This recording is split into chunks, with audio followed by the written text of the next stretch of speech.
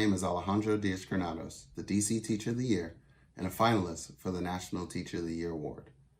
I chose to get vaccinated so that I could do things that I couldn't do before, like hug my parents and hug my fiance's parents since they've been vaccinated as well.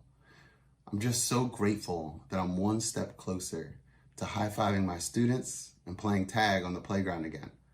And now that I'm fully vaccinated, I'm hopeful that I'll be able to safely return to these activities very soon. I encourage all the staff members in our school community who are on the front lines ensuring that our students continue to receive high-quality instruction each and every day. Please consider getting vaccinated so that you too can return to the activities that you've missed so much this year.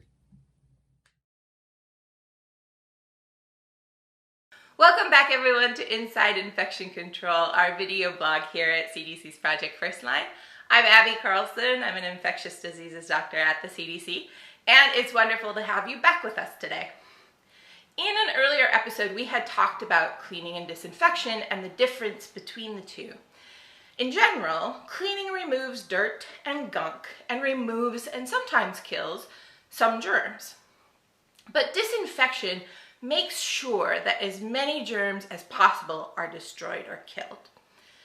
Today we're going to talk just a little bit more about why cleaning and disinfection are so important in healthcare, not just for stopping the spread of SARS-CoV-2, that virus that causes COVID-19, but for stopping the spread of lots of different germs and infections. It's common sense that cleaning is important to keep infections from spreading in healthcare settings. Cleaning and getting rid of dust and dirt and body fluids keeps germs away from people. Disinfection, when you think about it, is also common sense too. Killing germs definitely keeps them away from people and therefore keeps people from getting sick.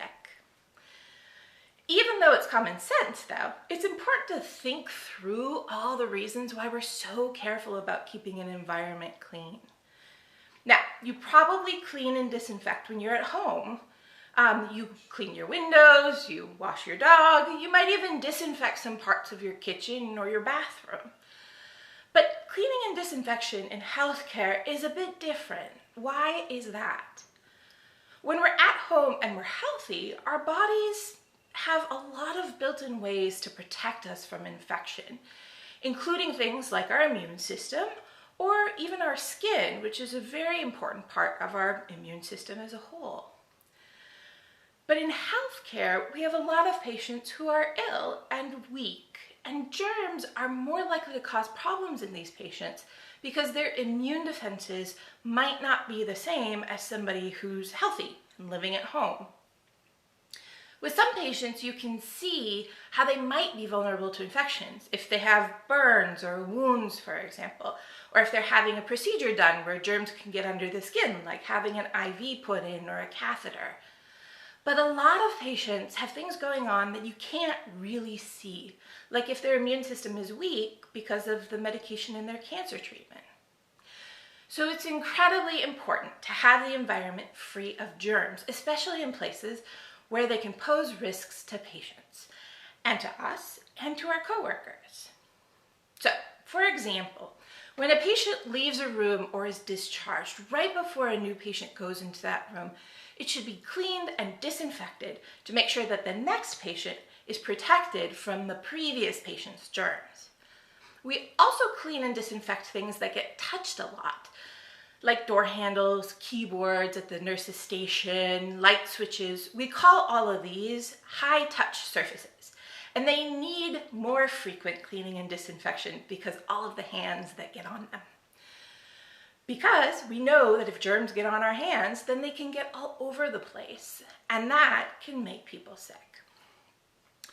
We also clean and disinfect things that may not get touched or shared as often, but that we know tend to be dirty and have a lot of germs on them, things like a toilet seat or a patient's mattress. There's even more reason that killing germs is so important. A lot of the germs that we're seeing in healthcare are unfortunately becoming more resistant to antibiotics. That means if somebody gets sick with those germs, the antibiotics, those medicines that we use to treat them, might be less likely to work and less likely to help that person get better. There have been outbreaks before where people have gotten sick from these germs in healthcare, and antibiotics haven't worked as well against them. And these outbreaks aren't just in patients. Healthcare workers have gotten sick too. So we really want to get rid of those antibiotic-resistant germs in our environment. So cleaning and disinfection are an essential part of keeping all of this from happening. You can usually judge your cleaning by looking. You can tell that most of the gunk and dirt is gone. But because disinfection kills germs and we can't see them, they're way too small, you can't judge disinfection just by looking. That is why it is so important to follow the instructions when you use disinfecting products. Things like contact times and dwell times, which is how long that chemical should sit on the surface and not be wiped away. In order for those chemicals to do their job, they have to stay that contact or dwell time to make sure the germs are gone. We'll talk a lot more about that idea in another episode, so stay tuned for that. It'll be coming up. All right, to sum it up, there is more to cleaning and disinfection than just not being dirty, and you can see how important it is to have an environment that's as free of germs as possible. We've posted a few links to more resources below in Facebook, including the list of disinfectants that are effective against SARS-CoV-2, that virus that causes COVID-19, which is list N as in Nancy from the EPA. So check out Facebook for those links. Also, you can follow up with us on Twitter, on YouTube, and on our website, cdc.gov/Project First Line. With that, we will see you back at the next episode. Welcome back, everybody, to Inside Infection Control, our video series here at CDC's Project First Line. I'm Abby Carlson. I'm an infectious diseases doctor at the CDC. And as always, it's great to have you with us today. We're going to talk about hand hygiene. Hand hygiene comes up all the time. And honestly, ever since you were a little kid, right? Wash your hands before dinner, wash your hands after you go to the bathroom, wash your hands. We know the message, but today we're going to talk about hand hygiene in healthcare and why we talk about it so much and so often. And the simple answer is, when you clean your hands, you're stopping the spread of germs to your patients, to the environment, and to the things in the environment, and from your patients or the environment to you. We touch a lot of things with our hands throughout the day. We don't really realize how much, but when we use our hands, stuff gets on them. And that's in addition to the stuff that is already on them. So when we touch the next thing, whatever's on our hands can get on that thing, and whatever is on that thing is going to get on our hands. It's a big way to say that germs are everywhere, at work, in the healthcare setting, but also at home, and also in the community when you're running your errands and doing your shopping. And it's why there are so many messages for everyone to keep their hands clean. But in healthcare, hand hygiene, or cleaning your hands, is especially important. We're caring for patients who are ill and weak, and they are more vulnerable to infection. So we want to make sure we don't spread germs to them. And at work, we're more likely to come into contact with blood, body fluids, and other things that may be carrying germs constantly throughout the day. Let's take nursing as an example. Our nursing staff, they touch up to 15 different surfaces during a single patient interaction.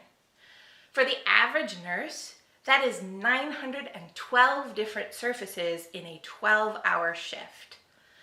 Every one of those surfaces has germs on it. So from that standpoint, it makes sense why cleaning your hands and using gloves correctly are so important. Hands are really good at spreading germs because we use them so much, yes. But it's also because parts of our hands, to be honest, are pretty welcoming to germs. They are pretty great at growing bugs. in between our fingers, it's warm and it can be damp, and germs love this environment. It's a great place to grow bacteria. Same thing under our nails. Our fingernails underneath there, they're warm, they're damp, they're dark. Another great place with dirt and skin cells and other nutrients that bacteria can live in and grow in. So, third thing, if you have a break in your skin, that's another hot zone. Both for the germs to get from the environment into you and onto you, and for germs that are on your skin to get into the environment, because it's such a wet spot usually where you have a break in the skin. So when we're talking about germs on your hands, what are we really talking about? Well, there are viruses, including the virus that causes COVID-19, SARS-CoV-2. Some viruses can easily travel on skin and hands.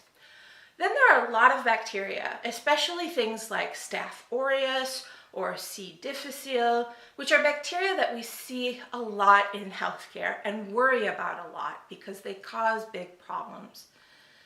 Funguses, spores, those can be on your hands. Some funguses actually live on your skin.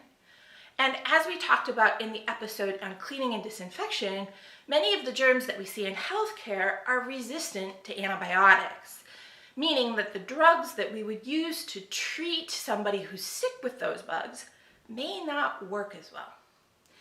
We don't want any germs to spread in healthcare, but we're even more concerned about those antibiotic-resistant germs because of the limited options that we have for treating patients who get sick with them. So, washing your hands removes dirt, removes some germs, even might kill some germs, and alcohol-based hand sanitizer kills the germs. And we'll talk more about these two ways we can clean our hands in another episode. So, you can see why it's so important not to skip this topic of hand hygiene, the one that we've been hearing about since we were kids, and not to forget why it's so important now that we're part of the healthcare world. As always, thanks for joining us. Please be sure to follow up with us.